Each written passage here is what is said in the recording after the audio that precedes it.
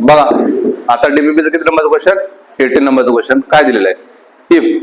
y is equal to 18 नंबरचं question, y is equal to काय, a sin bt minus x where y and x are represents the length, म्हणजे x आणि y काय length आहेत, ठीक आहे, आणि t काय टाइम आहे, then which of the following has the same dimension as that of a B square C,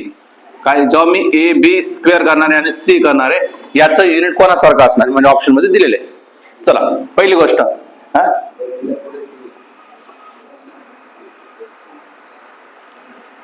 हा सी एक्स आहे,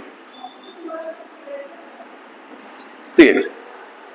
चला आता आपल्याला ए बी स्क्वेअर सी कोणा बरोबर येणार आहे आपल्याला विचारलेलं आहे. चला मी काय म्हंटल, या साईनचं काय बनणार आहे का, साईनचं काय बनणार आहे का, नाही बनणार, म्हणून तुम्ही काय म्हणशाल y इज इक्वल टू काय a आणि याच्या व्हॅल्यू टाकणार 1, therefore y म्हणजेच काय a म्हणजेच काय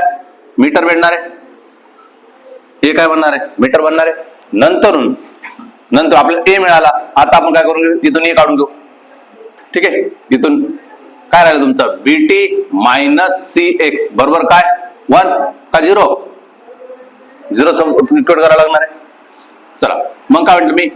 bt ना, इथं काय केलं bt बरोबर काय c इंटू एक्स, मी काय केलं b बाय c करून घेतलं, मी काय केलं b बाय c केलं, b बाय c जर केलं तर काय होईल, c इकडे आला म्हणजेच काय x बाय t म्हणजेच काय रे metre per second, metre per second. आणि विचारलं का तुम्हाला, ओके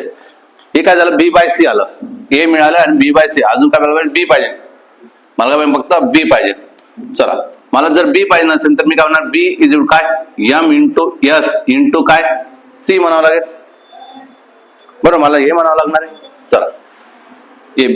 बी ए आणि ए काय तुमचं जाऊ या पद्धतीने. आता काय करायचं ए ची व्हॅल्यू काय टाकलं आपण मीटर, ए ची व्हॅल्यू काय टाकलं आपण मीटर,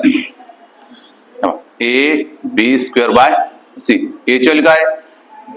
मीटर आहे, बी स्क्वेअर ची व्हॅल्यू काय झाली मीटर स्क्वेअर पर सेकंड स्क्वेअर इंटू काय सी, इंटू काय सी डिवाइड बाय काय रे सी, मग हा सी गेट कॅन्सल, कळालं का, म्हणून ऍडजस्टमेंट करणं गरजेचं, सी सी गेट कॅन्सल म्हणजेच काय झालं रे metre cube second square, metre cube second square असं काही ऑप्शन नाहीये, मीटर क्यूब सेकंड स्क्वेअर नाही ऑप्शन. 2 मिनिटं बंद करा.